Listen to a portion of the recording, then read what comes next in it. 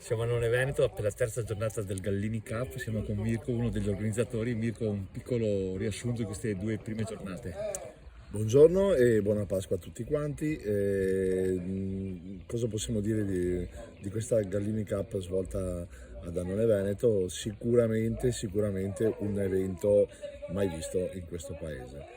Un insieme di culture anche differenti rispetto alle nostre che hanno portato vivacità all'interno dell'impianto sportivo. Una giornata questa che vedrà una fase eliminatoria con eliminazione diretta, scusate, e che vedrà nel pomeriggio nuove facce ancora, perché arriveranno 4 squadre e 4 di quelle che saranno qua si sposteranno verso altri campi, indicativamente Fontana Fredda e Porcia.